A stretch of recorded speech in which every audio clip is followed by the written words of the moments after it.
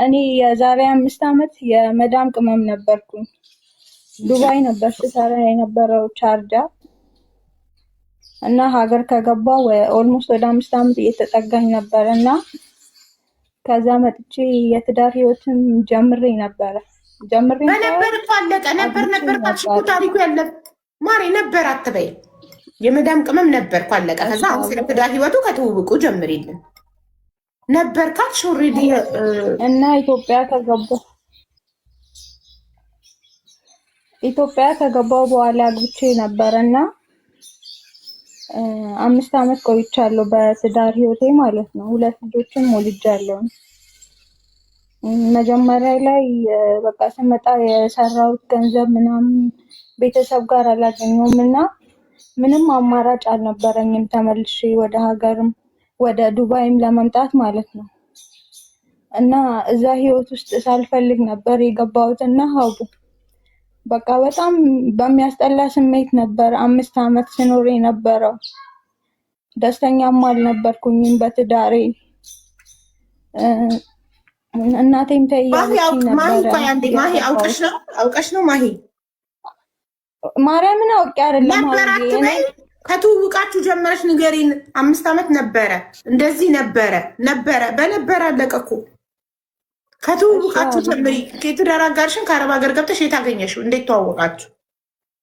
እንዴት አይነት ህይወት ኖራችሁ? እሺ አያቴ ጋር ነበረ እኔ ያደኩትኝ እና እሱ ደግሞ እዛ አካባቢ ነበር የስራ ቦታ ሞባይል ሽያጭና ጥገና ነው የሚሰራው። ከዛ በፊት እኔ ጓደኛ ነበረኝ ሌላ ማለት ነው እና በሃይማኖት የተለያየን ስለነበር እሱን ደግሞ ላገባው ቤተሰብ አልፈቀደልኝም። የኔ ቤተሰቦች ሙስሊም ናቸው፣ እሱ ደግሞ ክርስቲያን ነው።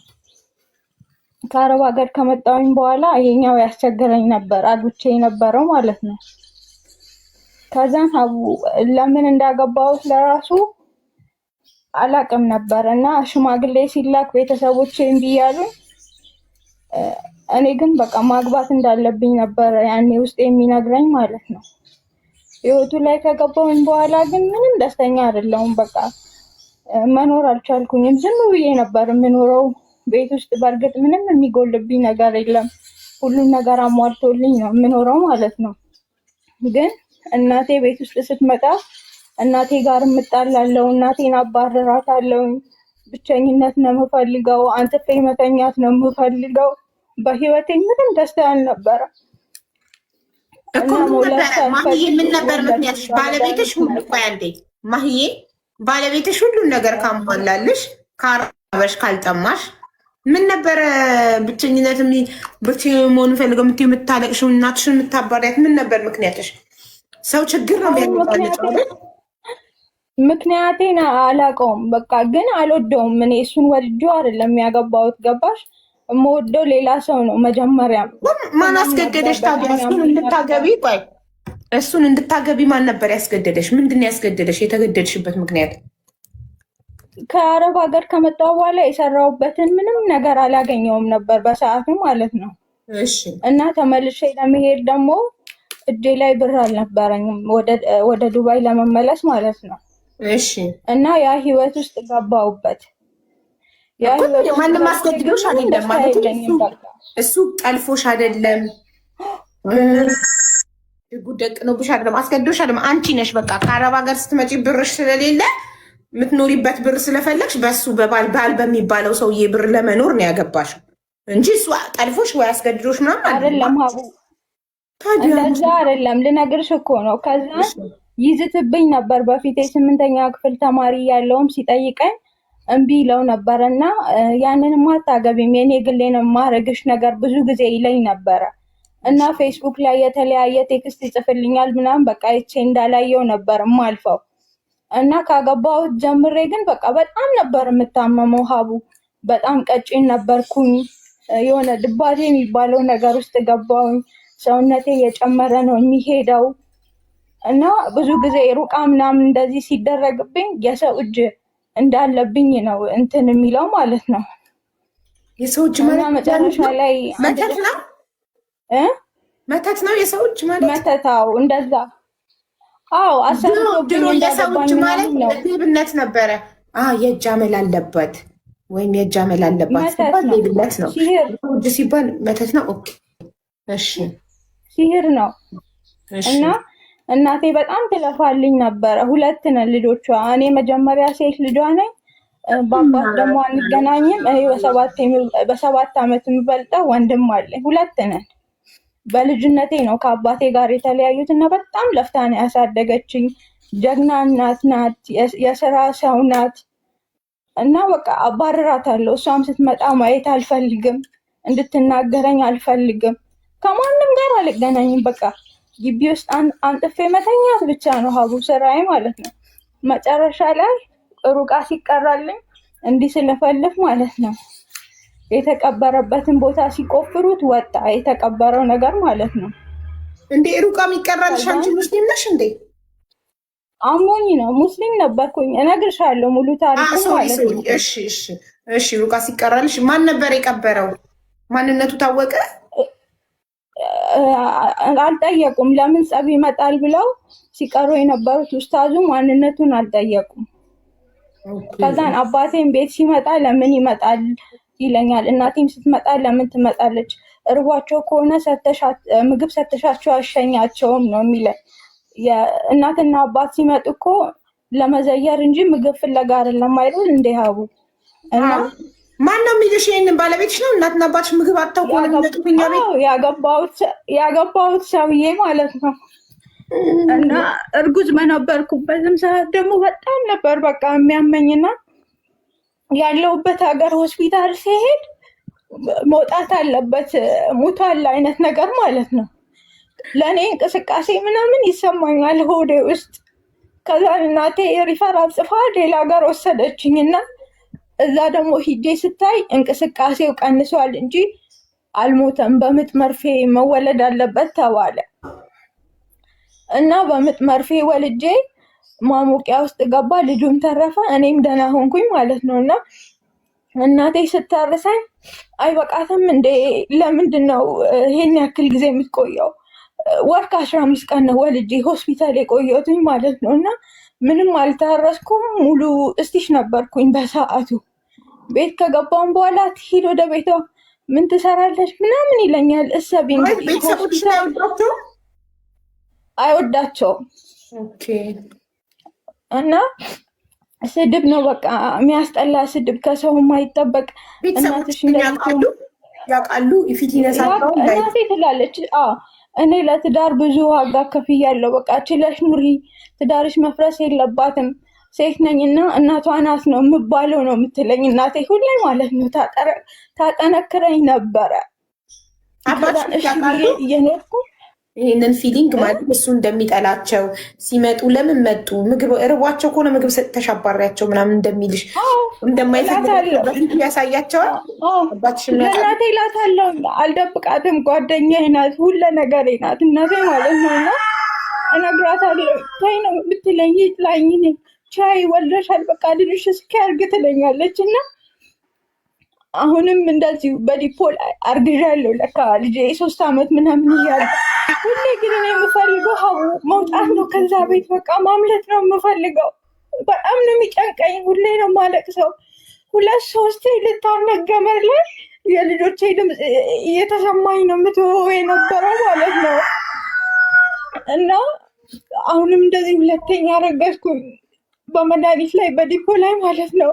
ሲያመኝ እንደዚህ ጨጓራዬ ምናምን ራሴ ወስዳ ስታሳየኝ በዲፖ ላይ የ3 ወሩ ማለት ነው። ኖ እሱማ መርፌ ነው። ዲፖ እኮ መርፌ ተወቅቶሽ ነው እንጂ ሉፕ ተቀብሮ አይደለም ክንድሽ ውስጥ አይደለም፣ ተወግቼ ነው።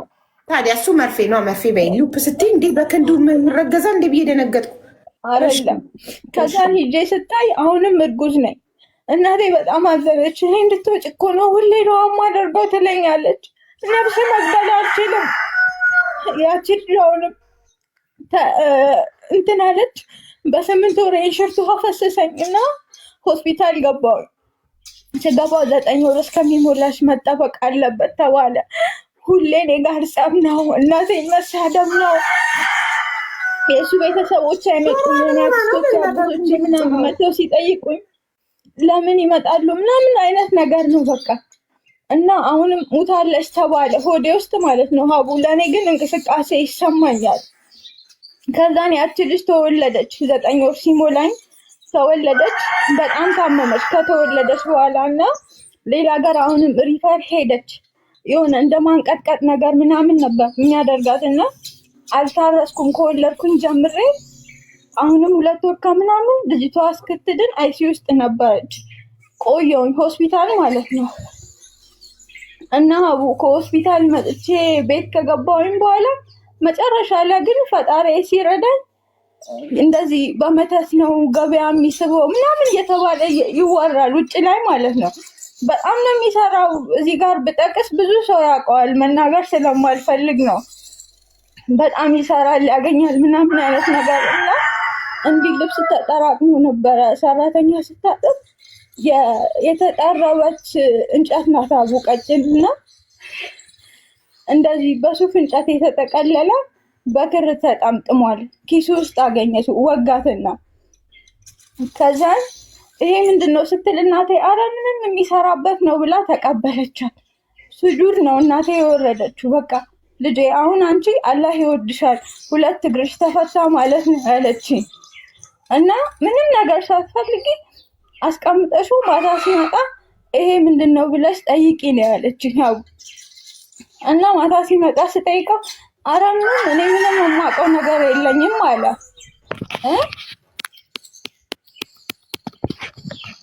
ምንም የማውቀው ነገር የለኝም አለ። ከዛን አንተና አላህ አጋልጦሃል፣ ግን የሰራከው ስራ ይፍረስብህ ብዬ እንደዚህ ማስታጠቢያ ላይ ውሃ ነበረና እዛ ውስጥ ከተትኩት። ይሰማል አቡ? አዎ ማሪ ይሰማል። ዶሮዋን ግን ዝም በይ በያት በእናትሽ።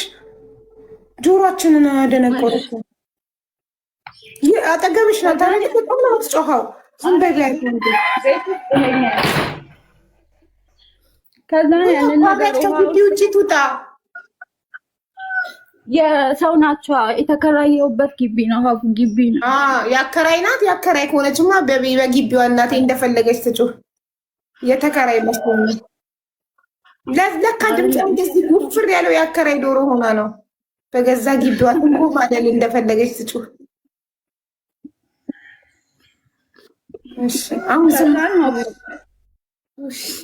ያንን ነገር እንደዛ አድርጌ ከተትኩትና ስጠይቀው ምንም አላውቅም አለኝ። ከዛ ንብረት ነበር እኔን ካገባኝ የተገዛው ቤት ምናምንና እኔ ወሎዬ ነኝ እሱ ስልጤ ነውና በላይ ላይ ቤት ለመሸጥ ከዚህ በኋላ ሃይማኖት ብሔር አትጥሪ። አንዴ እኔ ወሎዬ እሱ ስልጤ ያለሽ፣ አንዴ እኔ ሙስሊም እሱ ክርስቲያን ያለሽ። የተለያየ ሃይማኖት ነን፣ የተለያየ ብሔር ነን ካልሽ ይበቃል። እሺ ይገባናል። እሺ እሺ እሺ። ከዛን የእሱ ቤተሰቦች ጋር ሄድን ላረፋ ካሌርን እያለ ለካ እሱ ቤቱን በላይ ላይ ሽጦ ሀገር ለመልቀቅ ነበር ሀሳቡ ማለት ነው። እና ለእናቴ ይነግሯታል እንደዚህ እያደረገ ነው ምናምን እያለ እና እኔ ቤተሰቦቹ ጋር ያለው እሱ ቤቱን እያስገመተ ምናምን ነበረ። ከዛ ሊሸጥ ሲል እኔን አስቀምጦኝ ክረምት ነበረና አንቺ ስለተጎዳሽ ትንሽ አርፈሽ ነይ፣ እኔ ደግሞ ስራ ያመልጠኛል ሊሄድ ብሎ ሄደ። ለካ እሱ ቤቱን ሊሸጥ ነው ተስማምቶ ጨርሷል። መጨረሻ ላይ እዛ እንትን መዘጋጃ ቤት የሚሰራ ለኛ በጣም እንደ ቤተሰብ የሆነ ሰው ነበረና ለእናቴ ሂዶ ሙስና ከፍሎ ነው ሊሸጥ የነበረውና ቤቱን ሊሸጥ መዘጋጃ መጥቷል አላት። ከዛን እናቴ ሂዳ ምስክር ምናምን አስመስክራ አሳገደችና ይሄው በላይሽ ላይ እንደዚህ እያደረገ ነው ቶሎ ነው ያለችኝ። እሰቢሃቡ 4 ሀገር ነው አቋርጬ የምመጣው 2 ልጅ ይዣለሁ። የላከልኝ 5000 ብር ነው ለኔ አይደለም ለቤተሰቦቹን የላከው። ከዛ ለእናቴ ምን ይላታል እፈታታለሁ ትምጣና እፈታታለሁ አለ። ያንን ብር ስጡኝ አትስጡ ቤተሰብ ጋር ጭቅጭቅ ማለት ነው።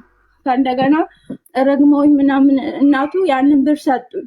ያንን ብር ሰጥተውኝ ለ5 ሀገር 5000 ብር 2 ልጅ በጣም ከባድ ነው። እናቴ ከእንደገና በአካውንት አስገብታልኝ ጨምሬ ነው ከእንደገና ሂጄ ራሴ ከስሼ ወረቀት አስገብቼ ፍቻ አካሄድኩኝ ማለት ነው። ምንድነው ሲሉኝ እኔ እንደዚህ ነው በህይወቴ እስከዛሬ እንዲህ ያጋጠመኝ ነበረ። አውቄ ነው ቤተሰቦቹ ጋር የሄድኩትና ሁሉንም ነገር እንትን እያልኩኝ ነው እያወቅኩኝ ነው የሄድኩት። ስሰማ እመጣለሁ ብዬ ነው አልኩኝ። ከዛም ፍርድ ቤት ጎረቤት ልጅ ጠበቃ ነበረ፣ በሱ አጣፍኩኝ። ሁሉንም ነገር ያውቃሉ። በቃ በህይወቴ እንዴት እንደምኖር ማለት ነው። ለምን እናቴ እንደዛ ስለምትለኝ የእሷንም ጥንካሬ ስላየው ቢያንስ ልጆቼ ከፍ ሲሉልኝ ብዬ ነበረ እኔ የተጎዳው ልጆቼ እንትን ልበል ብዬ የተቀመጥኩት ማለት ነው። ከዛን መጥቼ ከአስገባውኝ ያንን ወረቀት ቀጠሮ ተሰጣ። ሽማግሌ ጋር 3 ተሸማገልን። ከዛን አዘኑ ሽማግሌዎችም እኛ ከአቅማችን በላይ ነው ብለው አስገቡ ወረቀቱን ማለት ነው። ከዛን ያ ወረቀት ከገባ በኋላ ፍቺ ተካሄደ። ግን እኔ አውቋል እንደነቃውበት ይሄ መተቱ ምናምን እሱ እንዳስቀበረ ምናምን እና አሁንም ታመምኩኝ። ለካ እዛ ሀገራቸው በርጎ አጠጥተውኛል ቤተሰቦቹ ማለት ነው። ሆዴ ሀቡ የእርጉዝ ነው በቃ የሚያክለው፣ ሰውነቴ እየጨመረ ነው የሚሄደው። ከዛ መጨረሻ ላይ እንደዛ ካደረኩኝ በኋላ ንብረት አሸሸ። በአካውንት ላይ ያለ ብር በሌላ ሰው ስም አደረገ። ቤቱን አሳገርኩበት እንዳይሸጥ እንዳይለውጥ። ከዛን በኒካ ሳይወርድ ሌላ ሴት ለካ እሱ ይዟል። እዛው አንድ ሰፈር ናት፣ እኔ ጋር አብራኝ የተማረች ነው። እና ደረስኩበት ያንንም ነገር ማለት ነው። ሜሴጅ ትጽፍልኛለሽ፣ ትሰርበኛለሽ ምናምን። እኔ ማንነቷን እያጣራሁኝ ነው። ማንነቷን ሀቡ እንዳወቅኩኝ ግን ማለት ነው። ምክንያቱም በኒካዬ ላይ በላይ ላይ ነበር አይደል? እንደመሰለሽ ምትልሽ ቁጥር ስንት ታምጥታ ነው? አንድ ሰፈር ነን እኮ ቁጥር ስንት ታመጣች? ከሰው ተቀብላ ይሆናል አላውቅም። ሀቡ ኦኬ። መጀመሪያ ስትጀምር ምን ብላ ጀመረች? የማይተዋወቁ ሰዎች ምን ብለው ይሰዳደባሉ? ምን ብላ እንደዚህ ያለችኝ? ስሚ አንቺ ግን አለችኝ። እስካሁን ቃል በቃል በቃ ቴክስቱን አረሳው። ስለማይፈልግሽ ባልሽ አንጥሮ ፈታሽ አይደል አለችኝ። ሀቡ የማይፈልገውማ እሱ ሳይሆን የማልፈልገው እኔ ነኝ ከስሼ የፈታሁት እንጂ እሱ አይደለም አልኳት። አንቺ ደግሞ እኔ የተውኩትን ውዳቂ ልቃሚን የወሰድሽው አልኳት። ገባሽ? እሷ ከየመን 2 ወልዳለች ሳታገባ ማለት ነው። እና ቤተሰብ ጋር ነው ያለችው። እንደዚህ መንገድ ላይ ሾርባ፣ ሳምቡሳ ምናምን ትሸጣለች። እሺ። ከዛን ማንነቷን ሰው ሲነግረኝ ትሩኮል ላይ ያስወጣን ማንነቷን አወቅኳት። ምክንያቱም እኔ መሰደብ የለብኝም ኒካ ያልወረደ ሴት ነኝ አይደለም። እንዴት ልትሰርበኝ ትችላለች? እናቴን ከኋላ አድርጌ ከፍርድ ቤት እንደወጣሁኝ እየደወልኩ ሲሄድ ስልኩን እንዲያየችው ወጣች ከቤቷ ማለት ነው። አንገቷን ነው ያስኳት ሰው በተሰበሰበበት። ስም ያልኳት አንቺ እኔ ልትሰርብኝ አትችይም። የት አባሽ ታውቂኛለሽ? እኔ ያገባሁት ሽማግሌ ተልኮልኝ ከእናቴ ቤት በክብር ወጥቼ ነው ያገባሁት። ገባሽ አልኳት። እኔ ስለበቃኝ የኔን ውዳቂ ነው እንጂ አንቺ ያሽው እሱ ስለተወኝ አይደለም አልኳት። ስለዚህ ተረጋጊ፣ ኒካዬ እስኪወርድና ንብረቴን እስኪካፈል ተረጋጊ፣ ሂደሽ ትገቢያለሽ። ከዛን ተደባደብን። ሰው አገር የሰማው የጠገበው ነው። እኔ አላቅም። ቤት ውስጥ ነው አንጥፌ የምተኛ፣ ወደ ውጭ አልወጣም፣ ከቤተሰብ ጋር አልገናኝም፣ ማህበራዊ ኑሮ አላቅም አይደለ? ሰው ግን እየሰማ ነው፣ እኔ ግን አላቅም። ከዛም በቃ የሌለ ችግር ተፈጠረ። በፖሊስ አስይዤ 7 ቀን አሳሰርኳት። እናቷ ናት ይቅርታ ስትለኝ ያስወጣኋት ማለት ነው። እናት የእሷ እናት ይቅርታ ጠይቃሽ ነው አንቺ እሷን ያስፈታሻት? ይሄ እኔ የሰጠኋት ትምህርት ነው አልኳት። እኔ የሰጠኋት ትምህርት ናት።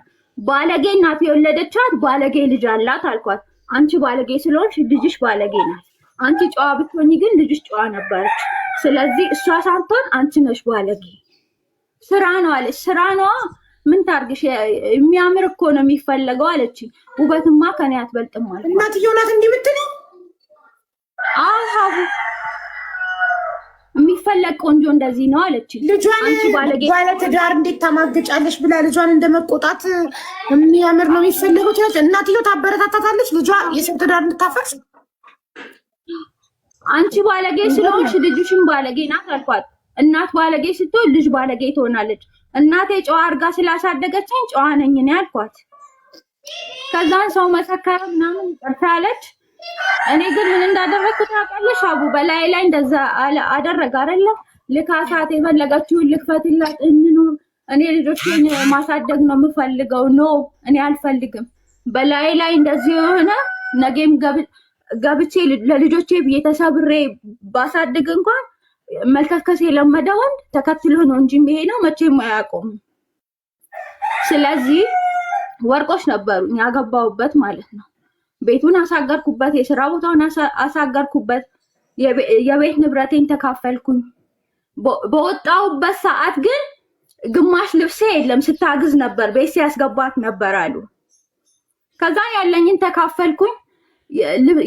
ቤት ውስጥ የነበረኝን ልብስ አልለበስኩትም። ሀቡ በሰው እናቴ ያሳጠበችው ለኔ ቢጤ ነው የሰጠሁት። አልለብስም። በቃ ምን እንደተደረገበት አላውቅም። እኔ ምክንያቱም አላህ ስለሚወደኝ ከዛ ነገር ከዛ ፈተና አውጥቶኛል። ወልጄለታለሁ አልኳቸው። እኔ ክፉ ነገር መናገር አልፈልግም፣ ግን የሱን መጨረሻ አላህ ያሳየኝ ነው ያልኩት። ልጆቹን ጥዬ ነው የወጣሁትኝ። በቃ ወጣሁኝ። አመት ከ5 ወሬ ነው አሁን ከዛ ሀገር ከወጣሁኝ ማለት ነው። እሱ ግን ያችን ሲያባልጋት የነበራትን ሴት ለኔ ልክ ብሎ ዛሬ ኒካ አስሯታል። ሲያባልጋት የነበረው ማለት ነው። ወጣሁኝ እኔ ከዛ ሀገር ቆይ እንትን መተቱን ማለት መተት ይሰራል ማንም ሰው ላይ የማያምንበት ሰው ላይ ለገበያ መሳቢያና እኔ ለማግኛ ነው መተት የሰራው። አንቺ በእርጎ ያጠጡሽ መተት ለአረፋ ቤተሰብ ጋር ከሄድኩኝ በኋላ የዘር ጥላቻ ስላለባቸው ነው ያንን ያደረጉት ማለት ነው። ቤተሰቦቹ እሱ ያውቃል። ቤተሰቦቹ በእርጎ መተት እንዳጠጡሽ ቤተሰቦቹ እሱ ያውቃል። ያውቃል። ለምን አያውቅም? እናቱ ጋር በጣም ሚስጥረኛ ነው። በቃ ወንድ ልጅ እንደዛ እናቱ ጋር እኔ ሲሆን አይቼ አላውቅም። በጣም ሚስጥረኛ ነው እናቱ ጋር ማለት ነው ሀቡ። ስለዚህ እንደዛ እኔ ምንም ሳይጎልብሽ ሳትራቢ ቤትሽ ዝም ብለሽ የምታለቅሽው እናትሽ ስትመጣም አልፈልግም ሂጂልኝ ብቻዬን መሆን ነው የምፈልገው የምትይው ዘመድ የምትሸሽው ምን የምትይው የተደረገብሽ መተት ነበር ደስተኛ እንዳትሆኝ ያደረገሽ? አዎ ሀቡ እኔ ያልኩሽ እኮ በጣም የምወደው ሰው ነበረኝ። በሃይማኖት አንድ አይደለም። ሽማግሌ ሲላክ እናት ቤተሰቦቼ እምቢ ብለዋል። በጣም አክራሪ ሙስሊሞች ናቸው እና እናቴ ተይ ያለችኝ ነው አልኩሽ እኮ። መጀመሪያም አልፈለገችም። ምክንያቱም ከእኔ አባቴ ጋር በ6 ወሬ ነው የተለያዩት አላውቅምና እኔን ለማሳደግ ስትል ሌላ አግብታ ወልዳለች እና ታውቀዋለች እነሱ ምን እንደሆኑ ያሳለፈችው ላይፍ ነው። እናቴ ያጋጠማት እንትን ነው እኔ ላይም የደረሰው እና ተይ እነዚህ ቤተሰቦች አይሆኑሽም ስትለኝ ሁሉም ሰው አንድ አይደለም ነው ያልኳት። አቡ ምን አለችኝ? አጎቶቼን ጠርታ እንዲህ ብላኛለች። አንድ ቀን ግን ሁሉም ሰው አይደለም ያለችው ድጋሚ ነው ማደርጋት አለች። ገባሽ? እና ሁሉም ተጣላው እናቴ ጋር ሲሄድ ያኔ ሁሉም ሰው አንድ አይደለም ያልሽውን ታስታውሻለሽ አይደል እንዴ ነው የምትለኝ ሀቡ። እሺ ከዛ ተፋታችሁ ልጆችን ይዘሽ ወጣሽ። በቃ ተፋታችሁ፣ አለቀ። በፍርድ ቤት ተፋታችሁ፣ ንብረትሽን ተካፈል። ሀቡ በላይ ላይ በኒካኤል አይደል እንደዛ ሲያደርግ የነበረው። ልጆቹን ጥዬለት ነው የወጣሁት ያሳድግ። ያው ልጆቹን ጥለሽባቸዋለሁ። እሺ በቃ ልጆቹን ጥለሽ ወጣሽ፣ በፍርድ ቤት ተፋታሽ፣ ንብረት ተካፈልሽ። ከዛ የት ሄድሽ? ከሱ ጋር ጀምሮ የት መኖር እንደጀመርሽ ከሱ ጋር ቀጥይ ታሪኩ። ወጣሁኝና አዲስ አበባ ሄድኩኝ ካለሁበት ሀገር ማለት ነው። ያገባሁበት ወርቆች ነበሩኝ። ፓስፖርት አልቋል ኦልሬዲ። እሱን አሳደስኩኝ። ከዛን የተወሰነ ብር ይተርፋኝ ነበር ፕሮሰሱን ለማስሄዳና እናቴ አንድ ልጅ አይደለው አጨክንብኝም ብዬ አሰብኩኝ። በቃ ትሰጠኛለሽ ብዬ ወደ 3 ወር ሀቡ ድምፄን አጠፋው። እናቴ በጣም ታለቅስ ነበረ።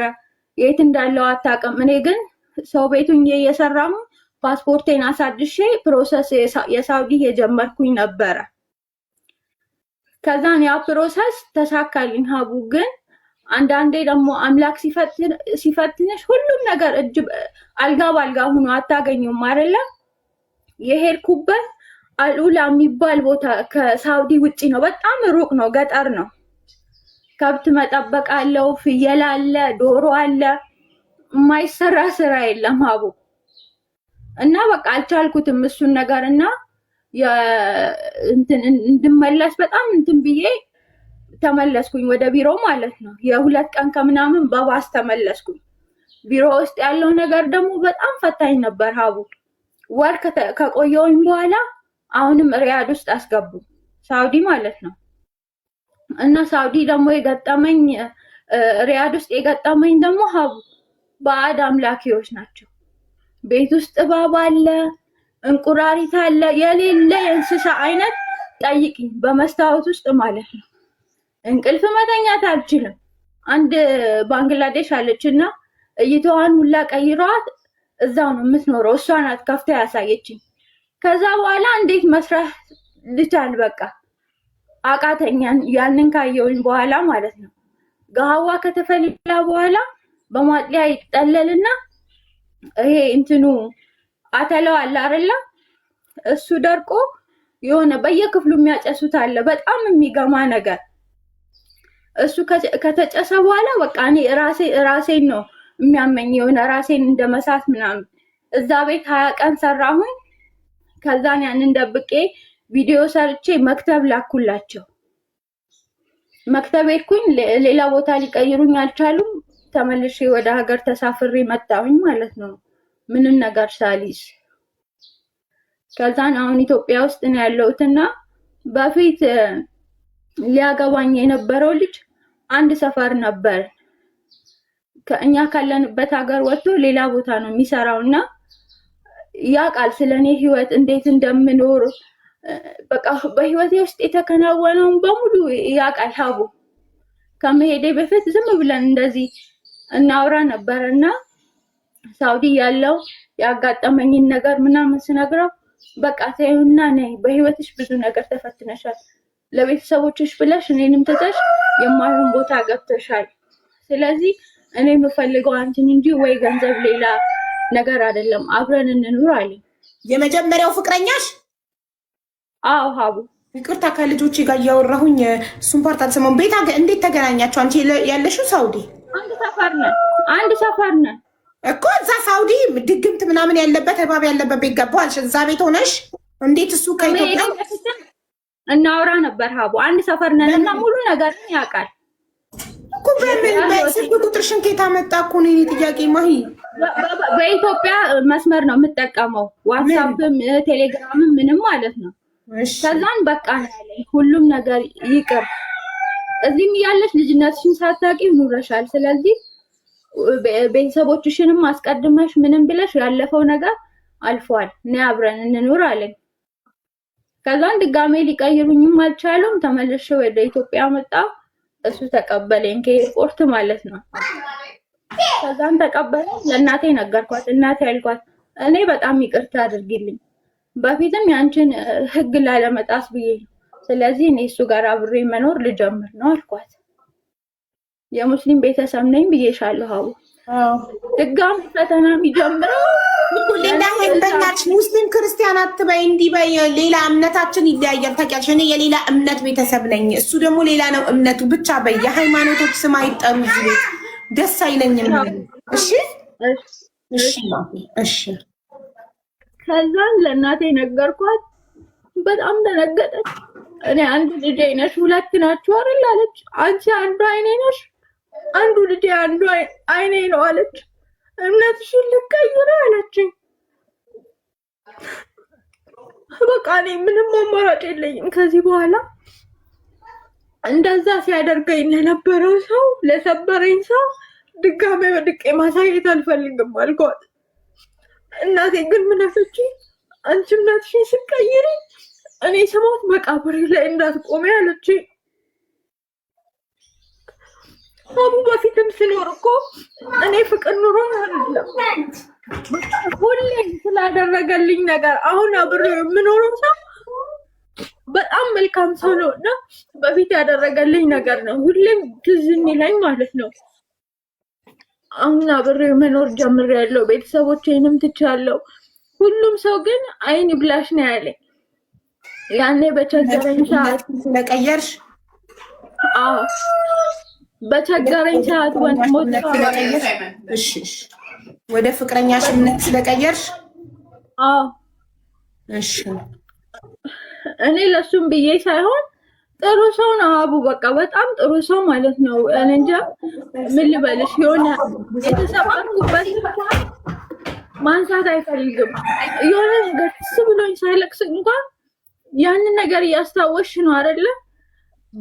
እሱ ይላል እኮ ፍቅረኛሽ ጥሩ ሰው ስለሆነ ነው እምነትሽን ወደ ፍቅረኛሽ የቀየርሽው ወይንስ እምነቱን ተምረሽው አጥንተሽው ስላመንሽበት ነው? አይደለም ሀቡ ተምሬው አለው።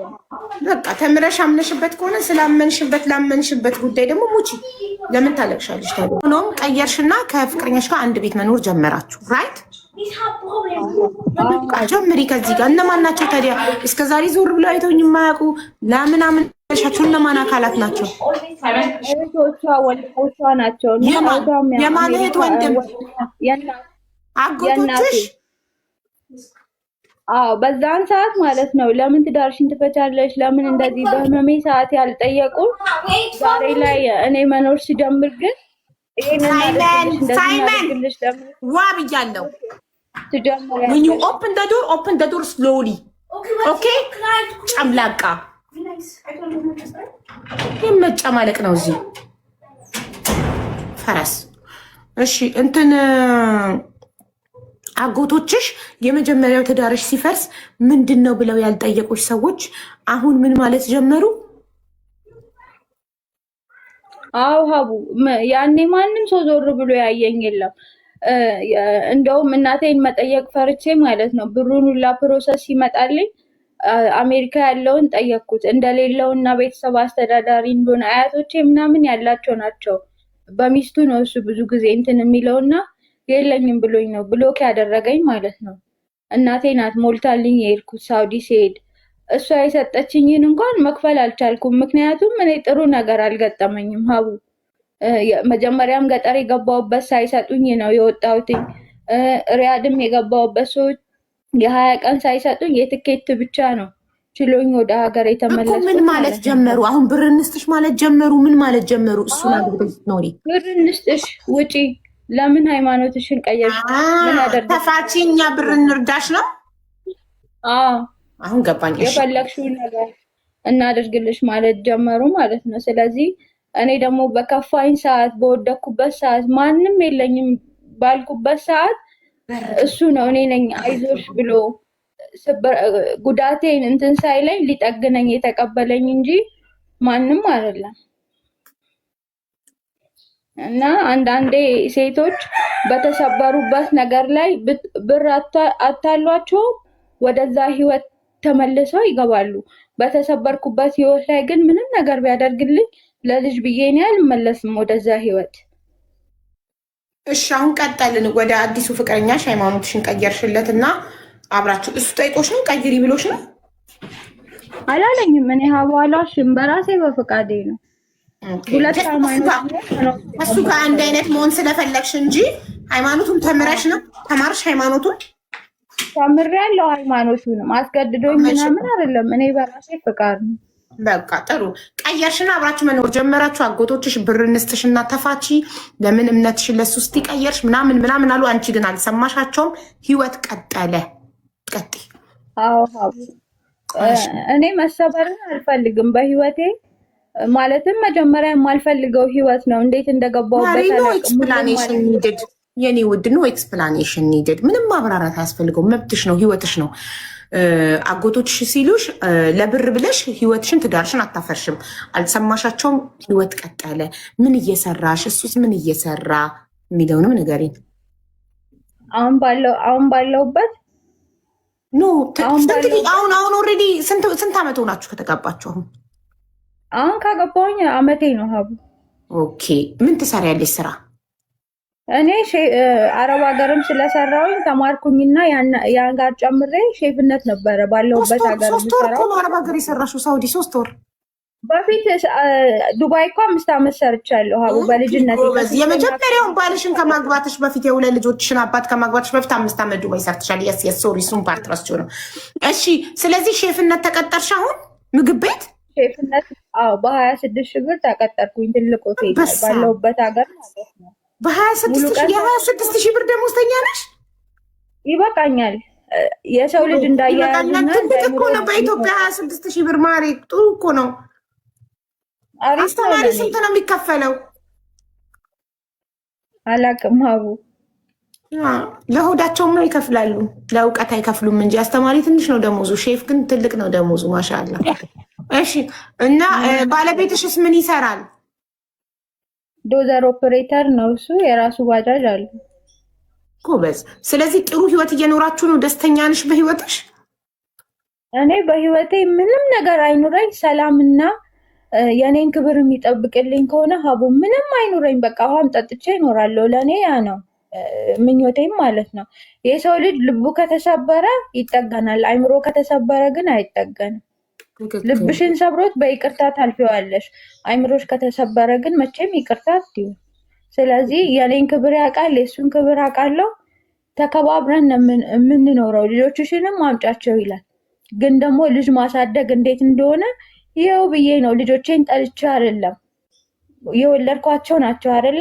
ሙተዋሉ እየተባልኩኝ ስንት መከራን አሳልፌ ለነሱ ስል ተሰብሬ ኑሬያለሁኝ። ስለዚህ በላይ ላይ ነበር ቺት ሲያደርግ የነበረው እና እናትነት ኃላፊነት ምን ያክል እንደሆነ በላይሽ ላይ ቺት ስላደረገ እሱን ለመበቀል ልጆችሽስ አይተሻቸው ታውቂያለሽ?